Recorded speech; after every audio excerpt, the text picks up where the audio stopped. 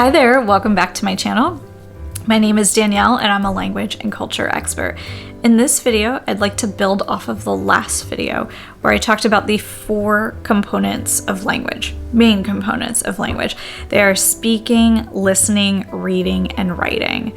So in that video, I talked a bit about how we want to assess ourselves and have others assess us on how we're doing in these four areas, because that will help us understand where our strengths are and where our development areas are, and then figure out an action plan on how we're going to develop ourselves even further based on what's weak and where we want to go with the language.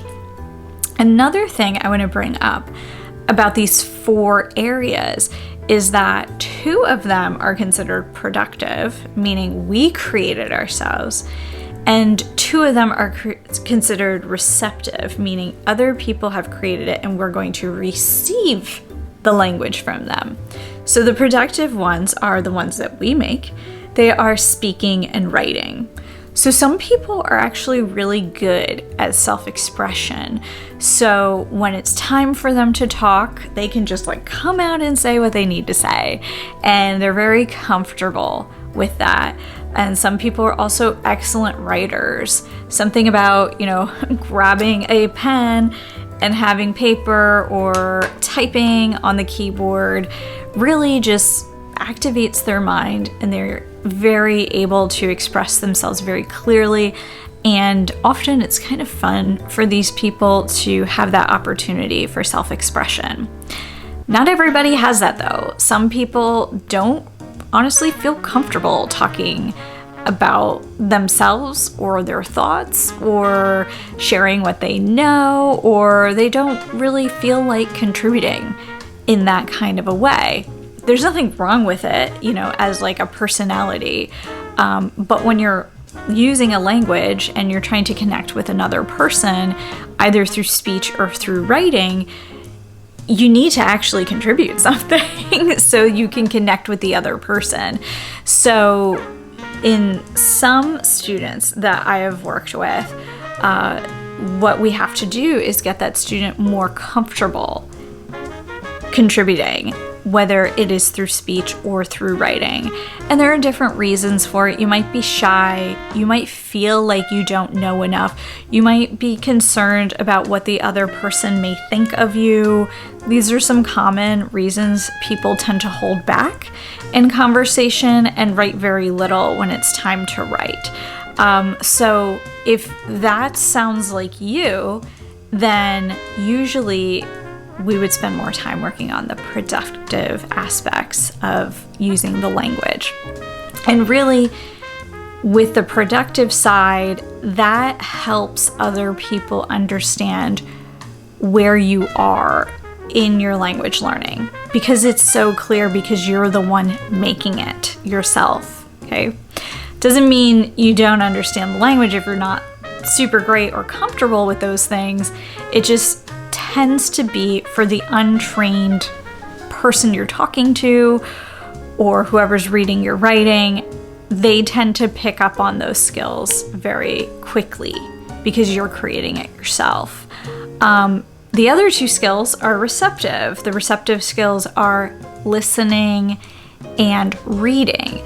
So these are either a piece of text that somebody else has written and you are consuming it, you're reading it yourself, and you are gathering the information from what they have given you.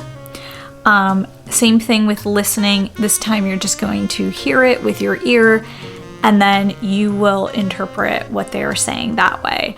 Some people are excellent with these receptive skills. They are very attuned to other people.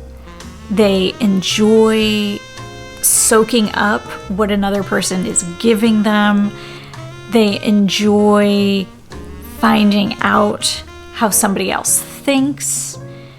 And maybe they just also enjoy listening to the sound of the language, or seeing how the words have been arranged on the page, that kind of a thing.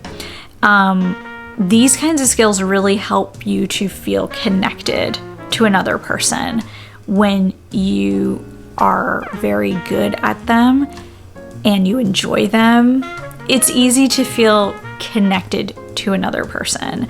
And they're also extremely useful because when you're good at receiving from other people, it makes the other person feel like they're cared about and connected to you. They tend to have a very positive interaction with you. And that's very good for sociability, right?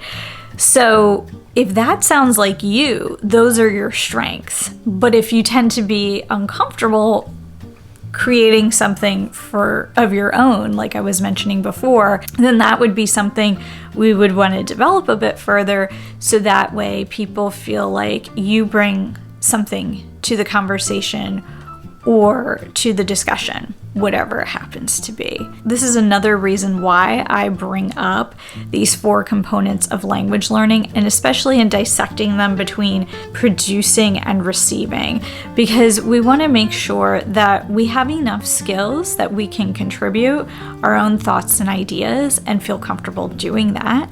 And at the same time, we also want to make sure that just because we might have a lot to share and we might have fun sharing, we also want to make sure we're giving plenty of space for other people to contribute their thoughts and ideas as well. And then, of course, for some people, their strengths might lie mostly in the production or mostly in the receiving. If it sounds like you, that you might be the person who is good at taking things in and not as good at putting things out, that would be something good to know about yourself, so you know how to work on it more.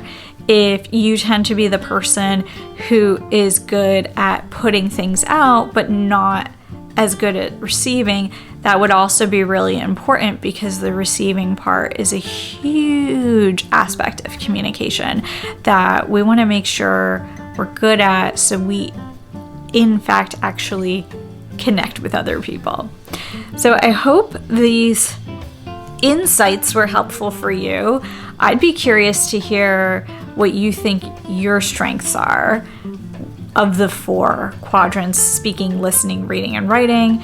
If you tend to think of yourself as more of the producer or more as the receiver, or if you think you're pretty good at all of it, or if you're kind of like, about all of it.